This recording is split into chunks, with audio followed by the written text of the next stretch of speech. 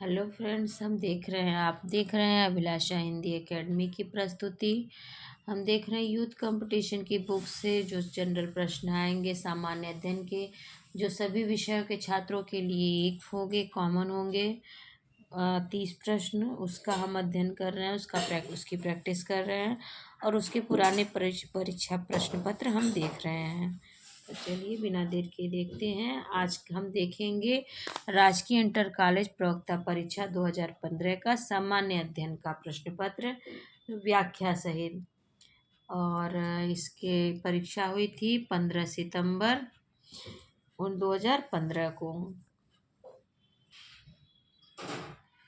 अलबरूनी साथ आया था। अलबरूनी गजनी के महमूद के साथ आया था। अलबरूनी गजनी के महमूद गजनवी के साथ भारत आया। यह एक फारसी विद्वान, लेखक, धर्मज्ञ था। इसकी प्रसिद्ध रचनाएं हैं किताबुल हिंद, तहकीक ए हिंद। इसके अतिरिक्त महमूद गजनवी के दरबार में फिरदौसी एवं उल्बी आदि विद्वान थे। ध्यातव्य है कि महमूद गजनवी ने 1009 से 1027 तक भारत पर 17 बार आक्रमण किया। महमूद के दरबारी इतिहासकार उल्बी ने उसके आक्रमणों को जिहाद माना, जिसका मूल उद्देश्य इस्लाम का प्रसार और बुद्ध परस्ती, मूर्ति पूजा को समाप्त करना था। धौली स्थित है भुवनेश्वर में। धौली हिल्स उड़ीसा के भुवनेश्वर में 8 किमी दूर दया नदी के किनारे स्थित है। इस स्थान से अशोक के चतुर्दश शिलालेखों की एक प्रति प्राप्त हुई है। धौली पहाड़ी को कलिंग युद्ध क्षेत्र भी माना जाता है। फाहियान भारत आया था। चीनी यात्री फाहियान 399 इसमें चंद्रगुप्त द्वितीय के शासनकाल में भारत आया। इसने अपने यात्रा वृत्तांत में मध्य देश को ब्राह्मणों का देश कहा। प्राचीन काल में आने वाले अन्य विदेशी यात्री या विद्वान है मेगास्थनी, जो चंद्रगुप्त मौर्य के दरबार में आया। डायमेकस बिंदुसार के दरबार में। डायनोसियस अशोक के दरबार में। वेनसांग हर्षवर्धन के दरबार में आया। निम्नलिखित में से कौन दिल्ली का प्रथम सुल्तान था जो युद्ध में लड़ता हुआ मारा गया? अप्रैल 1526 को पानीपत के मैदान में इब्राहिम लोदी एवं बाबर के मध्य हुआ, जिसमें इब्राहिम लोदी की पराजय हुई। इस प्रकार युद्ध में मृत्यु को प्राप्त होने वाला यह दिल्ली सल्तनत का प्रथम सुल्तान था। इस बात को इतिहासकार नियामतुल्लाह द्वारा भी कहा गया है। लोदी वंश का संस्थापक बहलोल लोदी था। सिकंदर लोदी 1504 में आगरा शहर की स्थापना किया था। कोलीय विद्रोह लोगों से संबंधित था। कोलीय विद्रोह गुजरात के लोगों से संबंधित था। कोलीय विद्रोह 1824 के अंत में पश्चिमी घाट एवं कच्छ के सीमावर्ती भाग में कोलीय जनजाति द्वारा किया गया विद्रोह था, जो पूर्व में स्थानीय दुर्गों के सैनिक के रूप में कार्य करते थे। अंग्रेजों के शासन स्थापित होने के पश्चात दुर्गों का महत्व समाप्त हो गया, जिसमें ये बेकार हो गए। इससे क्षुब्ध होकर अंग्रेजों के खिलाफ विद्रोह कर दिए। इस विद्रोह के नेता भाऊ सरे, चिमनजी यादव, नाना दरबारे आदि थे। यह विद्रोह कई चरणों में तथा आसपास के क्षेत्रों में 1885 तक चलता रहा। बिरसा मुंडा का कार्य क्षेत्र कौन सा था? तो रांची था। बिरसा मुंडा एक आदिवासी नेता थे जो मुंडा जाति से संबंधित थे। रांची और सिंह भूमि के आदिवासी बिरसा मुंडा को भगवान मानकर याद करते हैं। यही इनका कार्य क्षेत्र भी था। इन्होंने 1893 से 1900 के बीच मुंडा विद्रोह का नेतृत्व किया। यह विद्रोह मुंडों को की पारंपरिक भूमि व्यवस्था खूट कट्टी या मुंडारा का जमींदारी या व्यक्तिगत भू स्वामित्व वाली भूमि व्यवस्था में परिवर्तन के विरुद्ध था। बिरसा मुंडा को उलगुलान महान हलचल और इनके विद्रोह को उलगुल्लन महाविद्रोह के नाम से भी जाना गया। नाथुला ला दर्रा भारत के किस राज्य में स्थित है? तो वह सिक्किम में स्थित है। नाथुला दर्रा सिक्किम में। जोजिला पीर पंजाल जम्मू कश्मीर में। नीति माना उत्तराखंड के कुमायूं में और सिपकिला तथा रोहतांग हिमाचल प्रदेश में स्थित है। निम्नलिखित में से कौन सा स्थान परमाणु शक्ति स्टेशन के लिए प्रसिद्ध है? तो वह कुडनकुलम। तमिलनाडु राज्य के तिरुनेलवेली जिले में स्थित कुडनकुलम नामक स्थान परमाणु शक्ति स्टेशन के लिए प्रसिद्ध है। यह रूस के सहयोग से स्थापित किया गया है। भारत में स्थित अन्य परमाणु शक्ति स्टेशन है तारापुर महाराष्ट्र, रावतभाटा राजस्थान, नरौरा उत्तर प्रदेश, कैगा कर्नाटक, काकरापारा गुजरात। यूरोप के निम्नलिखित देशों में से कौन खाद्यान्न उत्पादन में आत्मनिर्भर है? तो खाद्यान्न उत्पादन में आत्मनिर्भर है फ्रांस। फ्रांस यूरोप का एकमात्र ऐसा देश है जो खाद्यान्न उत्पादन में आत्मनिर्भर है। अधिकांश जनसंख्या नगरीय होने के बावजूद कृषि प्रधान देश होने के कारण इसे किसानों का देश भी कहा जाता है। यहाँ के मैदानी क्षेत्रों में गेहूं का उत्पादन बृहद स्तर पर किया जाता है। गेहूं का उत्पादन अधिकांशतः सीन नदी बेसिन क्षेत्र में किया जाता है। ध्यातव्य है कि फ्रांस को वाइन यार्ड भी की उपमा प्रदान की जाती है। यूरोप में 4 राजधानियों से होकर प्रवाहित होने वाली नदी है डेन्यूब नदी। जर्मनी के ब्लैक फॉरेस्ट पर्वत से निकलकर पूर्व में बहती हुई काला सागर में गिरती है। यह यूरोप की 4 राजधानियों से होकर गुजरती है। ये है बुखारेस्ट रोमानिया, बेलग्रेड पूर्व यूगोस्लाविया, बुडापेस्ट हंगरी एवं वियना ऑस्ट्रिया। वोल्गा के पश्चात यह यूरोप की सबसे बड़ी नदी है, जबकि राइन नदी स्विट्जरलैंड में अल्प्स पर्वत से निकलकर जर्मनी व नीदरलैंड में बहती हुई उत्तरी सागर में मिलती है। विश्व के सबसे अधिक व्यापार भार वाले बंदरगाह में एक रॉटरडम नीदरलैंड इसी पर स्थित है। हीरे के लिए प्रसिद्ध किम्बरले खान अवस्थित है दक्षिणी अफ्रीका में। किम्बरले दक्षिण अफ्रीका में के उत्तरी केप प्रांत की राजधानी है। यह दक्षिण अफ्रीका की विश्व प्रसिद्ध हीरे की खान है। यहाँ का अधिकांश स्वर्ण हाई वेल्ड के विटर वाटर सैंड क्षेत्र में पाया जाता है। दक्षिण अफ्रीका स्थित जोहान्सबर्ग को स्वर्ण नगर की उपमा प्राप्त है। निम्नलिखित में से कौन भारत के उपराष्ट्रपति नहीं थे? तो फखरुद्दीन अली अहमद इसमें से भारत के उपराष्ट्रपति नहीं थे। भारत के उपराष्ट्रपतियों की क्रमवार सूची इस प्रकार है। डॉक्टर एस राधाकृष्णन 1952 से 62 तक, डॉक्टर जाकिर हुसैन 1962 में, V V Giri 1967, G S Pathak 1969, B D Jatti 1974, M Hidayatullah 1979, R Venkataraman 1984, doctor Shankar Dayal Sharma 1987, K R Narayanan 1992, Krishan Kant 1997, B S Shekhawat 2002, Mohammad Hamid Ansari 2007, Venkaiah Naidu वर्तमान में हैं। उपर्युक्त सूची से स्पष्ट है कि फखरुद्दीन अली अहमद भारत के उपराष्ट्रपति कभी नहीं बने, जबकि 1974 में वे राष्ट्रपति पद पर आसीन हुए थे। भारत में राज्यसभा किसका प्रतिनिधित्व करती है? राज्यों और संघ राज्य क्षेत्रों का। संविधान के अनुच्छेद 80 के अनुसार राज्यसभा राज्यों और संघ राज्य क्षेत्रों के प्रतिनिधियों से मिलकर बनेगी। अतः स्पष्ट है कि राज्यसभा राज्यों और संघ राज्य क्षेत्रों का प्रतिनिधित्व करती है। वर्तमान में राज्यसभा में 245 सदस्य हैं। इसमें 229 सदस्य राज्यों का प्रतिनिधित्व करते हैं, 4 संघ राज्य क्षेत्रों का प्रतिनिधित्व करते हैं और 12 सदस्य राष्ट्रपति द्वारा मनोनीत हैं। राज्यसभा एक अस्थायी संस्था है और इसका विघटन नहीं होता, किंतु इसके 1/3 सदस्य प्रत्येक दूसरे वर्ष से सेवानिवृत्त हो जाते हैं। राज्यसभा के सदस्यों की पदावधि 6 वर्ष की होती है। निम्न में से कौन संविधान सभा के अध्यक्ष थे? इसमें डॉक्टर राजेंद्र प्रसाद थे। 11 दिसंबर 1946 को डॉक्टर राजेंद्र प्रसाद को संविधान सभा का अस्थायी अध्यक्ष नियुक्त किया गया, जबकि 9 दिसंबर 1946 को संविधान सभा की प्रथम बैठक में सच्चिदानंद सिन्हा को अस्थायी अध्यक्ष निर्वाचित किया गया था, जबकि प्रारूप समिति के अध्यक्ष डॉक्टर भीमराव अम्बेडकर थे। प्रांतीय संविधान समिति के अध्यक्ष सरदार वल्लभ भाई पटेल थे। कार्य संचालन समिति के अध्यक्ष के एम मुंशी थे। भारत में जनमत के निर्माण में मुख्य तत्व होता है स्वतंत्र प्रेस का। आधुनिक युग में स्वतंत्र प्रेस मीडिया जनमत के निर्माण में मुख्य तत्व है। यह जनमत को जानने का भी सबसे सरल एवं स्वीकृत माध्यम है।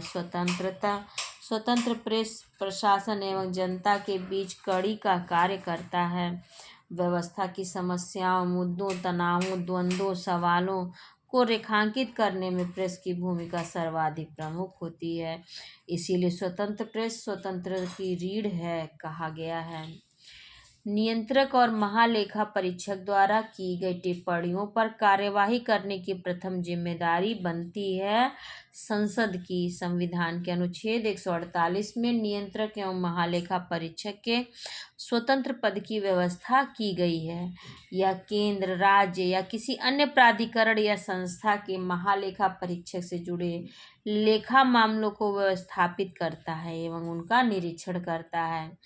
इसकी नियुक्ति राष्ट्रपति द्वारा की जाती है। यह केंद्र सरकार के लेखों से संबंधित रिपोर्ट राष्ट्रपति को सौंपता है, जो उसे संसद पटल पर रखते हैं। इसके उपरांत संसद इन रिपोर्टों की जांच लोक लेखा समिति से करवाती है और इसके निष्कर्षों से संसद को अवगत कराती है।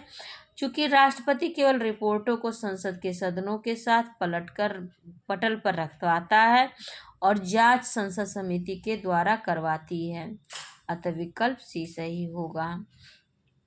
कौन सा शहर शहरी विकास मंत्रालय द्वारा बनाए गए सर्वेक्षण में भारत के 476 शहरों में स्वच्छ भारत रैंकिंग में शीर्ष पर है?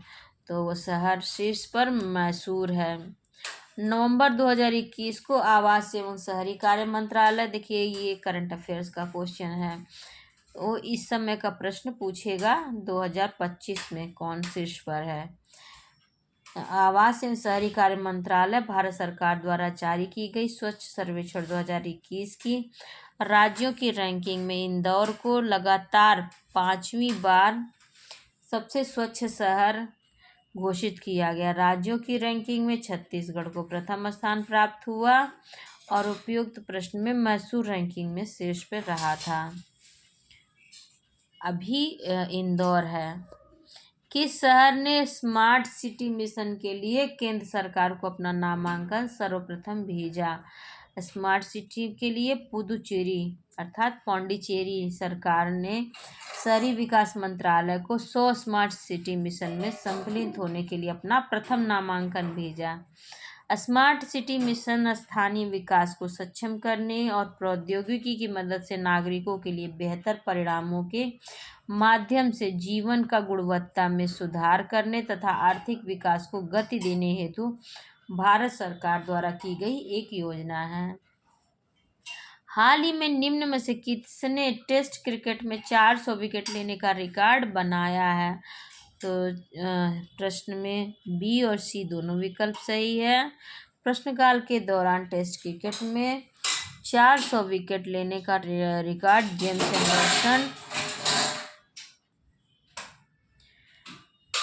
जेम्स एंडरसन 30 मई को 2015 तथा डेल स्टेन ने 30 जुलाई 2015 को 400 विकेट लेने का रिकॉर्ड बनाया है। किस देश में आतंकवादी संगठन इस्लामिक स्टेट (IS) ने इस वर्ष ईद के दिन 115 लोगों को मार डाला? ये देश है इस्लामिक स्टेट, दुनिया का सबसे अमीर आतंकी संगठन है। इसने इराक में ईद के दिन 115 लोगों को मार दिया। 2014 में भारत के विदेशी ऋण का सबसे बड़ा अवयव था विदेशी वाणिज्य उधारी। 2014 में भारत के विदेशी ऋण का सबसे बड़ा अवयव यानी कि अंग विदेशी वाणिज्य उधारी था। श्रमेव जयते निम्नलिखित में से किसके नाम से जुड़ा था? श्रमेव जयते पंडित दीनदयाल उपाध्याय के नाम से। 16 अक्टूबर 2014 को प्रधानमंत्री नरेंद्र मोदी द्वारा नई दिल्ली में श्रमेव जयते कार्यक्रम का शुभारंभ किया गया। इसका पूर्ण नाम पंडित दीनदयाल उपाध्याय श्रमेव जयते है। इस योजना का मुख्य उद्देश्य श्रम कानूनों में सुधार लाना एवं श्रम प्रक्रिया को बेहतर बनाना है।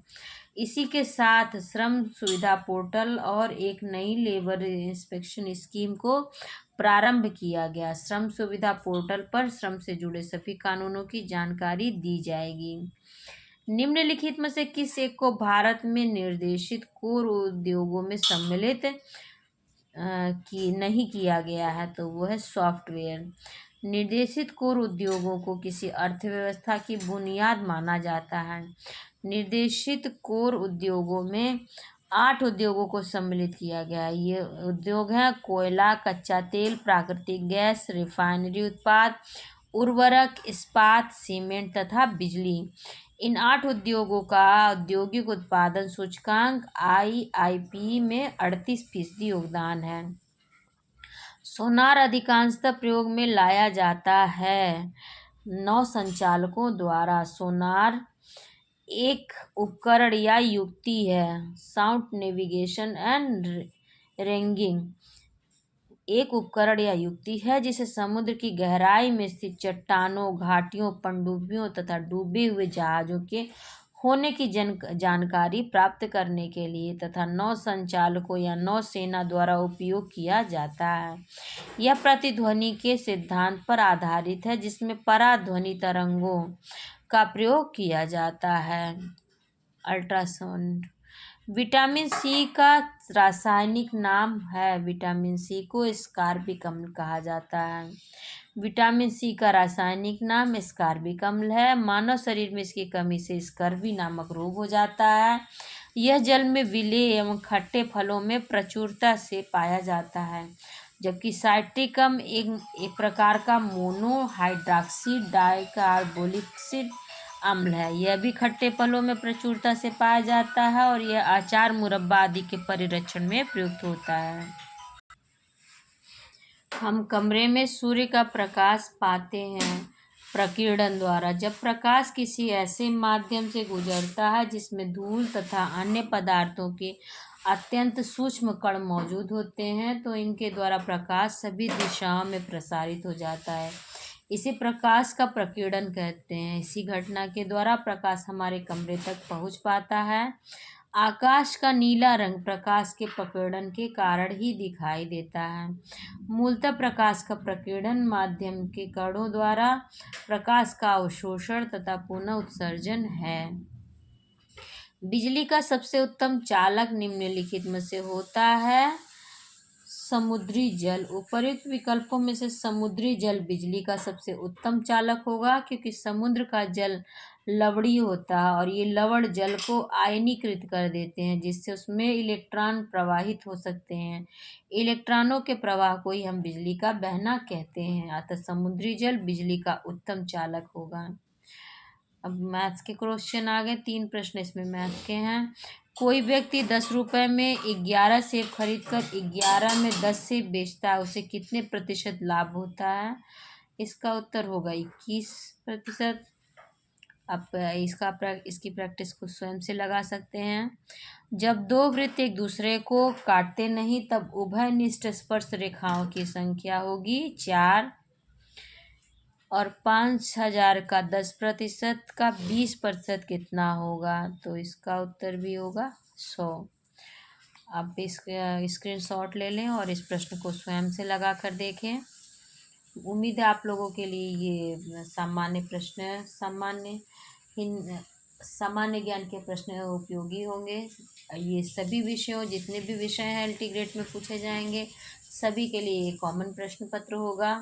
मतलब उसी प्रश्न पत्र में ये 30 प्रश्न कॉमन होंगे। तो उम्मीद है आप लोगों के लिए बहुत ही ये उपयोगी सिद्ध होगा।